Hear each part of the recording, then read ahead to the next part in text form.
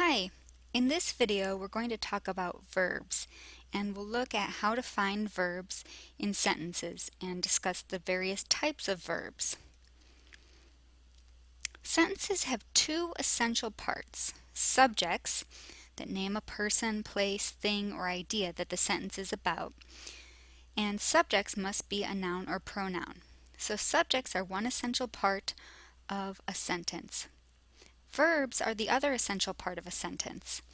Verbs tell the reader something about the subject, they tell what the subject does, or they tell the condition of the subject. We have lots of types of verbs. Action verbs, words such as run, jump, play. Linking verbs, some examples are is, taste, or seem. And helping verbs, some examples include can, could, and forms of to be or to do. We'll talk about each of these types of verbs in detail. Action verbs tell what the subject does. So the action can be a physical action that's visible, something that we can see, or it can be a mental action that's not visible, or it may show possession. Here are some examples. The girl pushed the wheelbarrow. Pushed is our action. And notice that I have double underlined or underlined twice all of the verbs. I accidentally sat on the cat. So sat is our action verb here.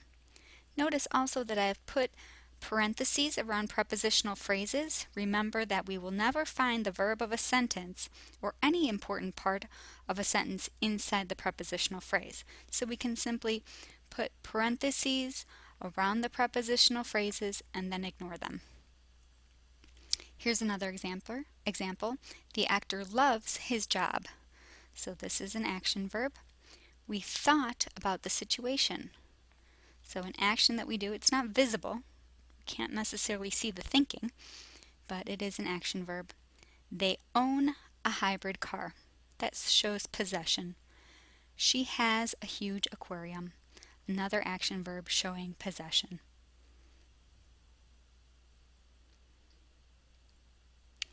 Linking verbs are another type of verb. They express a condition or state of being. So they're not expressing an action. We have forms of the verb to be. Here are some examples. Maggie is curious. So is our linking verb. It links the subject Maggie to a description of her. I am tired. Am is a linking verb. We also have verbs related to the senses.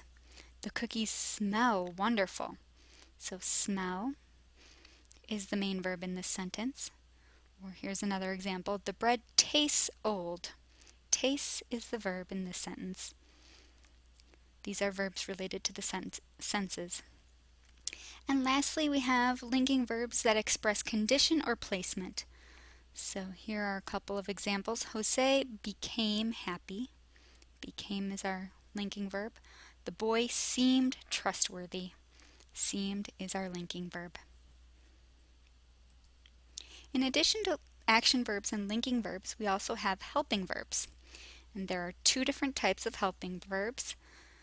Those that are called fixed form or simple helping verbs. Those are always helping verbs. And regular helping verbs that sometimes act as a helping verb and sometimes act as a main verb in a sentence. So let's take a look at both of these types.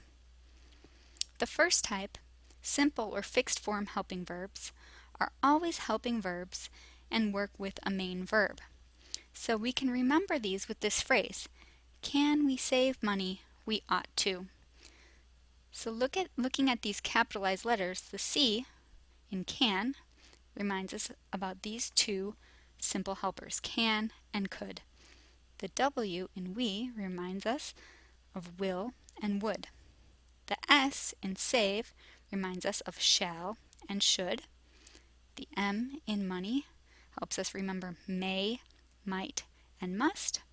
And then our final simple helping verb is ought to. So these are helping verbs that always require another verb. So we're going to have the helping verb plus the main verb of the sentence. Together they form the whole verb of the sentence. So here's an example. She can cook. Can cook is the whole verb, comprised of the simple helping verb and the main verb. Another example, we must practice writing every day. Must is our helping verb, practice is our main verb, and together they make up the whole verb of the sentence. Our last example here, Jamila might go to the party. We can put our parentheses around the prepositional phrase first and then just ignore it. So we have might go as our whole verb. That includes our helping verb might and our main verb go. So we can remember these with our phrase, can we save money? We ought to. It would be helpful to memorize all of these simple helping verbs. In addition to the simple helping verbs, we have regular helping verbs.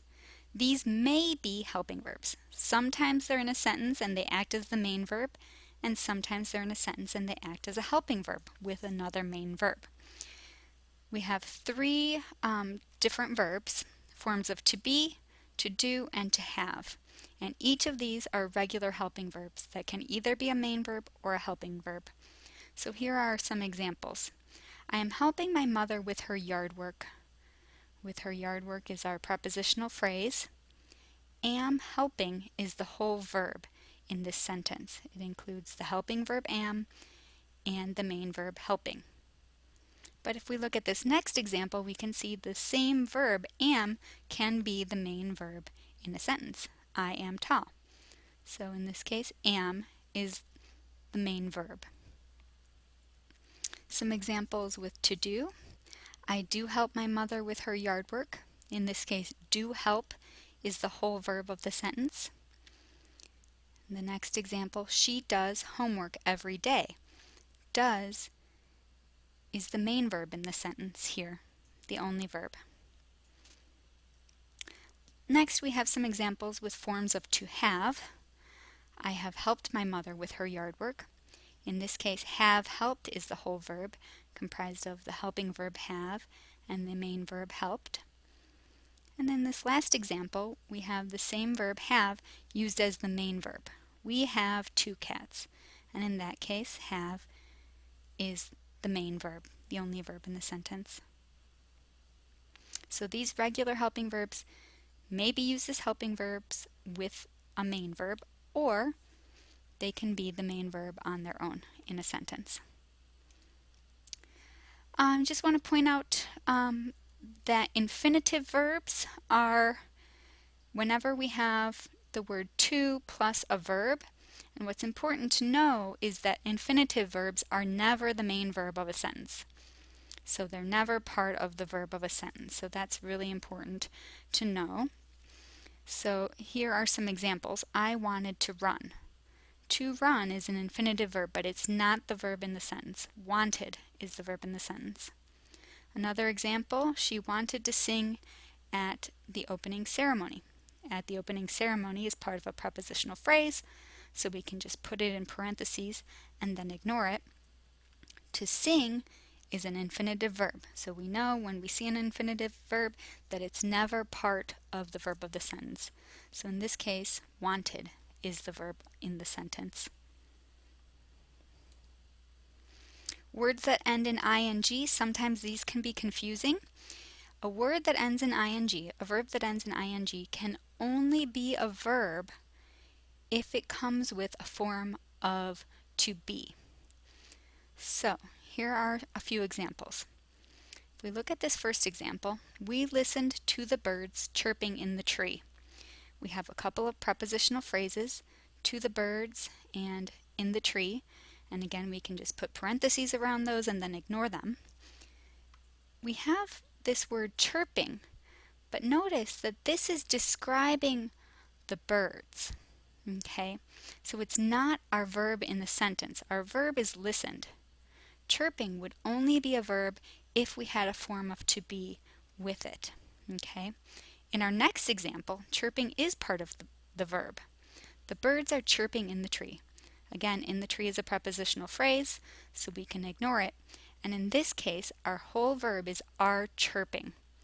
Okay, a form of to be with a verb that ends in ing. Are chirping is the whole verb. Another example, she was running through the barren field. We can ignore through the barren field because it's a prepositional phrase. And running is part of the verb because it comes with was, which is a form of to be. So again, if a verb ends in ing, it only acts as part of the verb of the sentence if it has a form of to be with it. Sometimes we have words in between parts of the verb, and that can be a little bit confusing. Adverbs often are found between two parts of a verb, and they are not part of the verb. So let's look at some examples. The bees were quickly swarming around the flowers. So around the flowers is a prepositional phrase. We can ignore it. Were swarming is the whole verb. Notice that quickly is an adverb. It's just describing how the birds were swarming. So it's not actually part of the verb. Were swarming is the whole verb. Francesca was not allowed to drink soda. Okay, in this case, to drink is an infinitive verb, never part of the verb of the sentence. Was allowed is the whole verb, but not is just an adverb. Last example, she will probably be late for the bus. We can ignore for the bus because it's a prepositional phrase. Our whole verb is will be. Remember, will is one of the simple helpers, the fixed form helping verbs, so it always needs a main verb. In this case, the main verb that it's helping is be, and probably is just an adverb.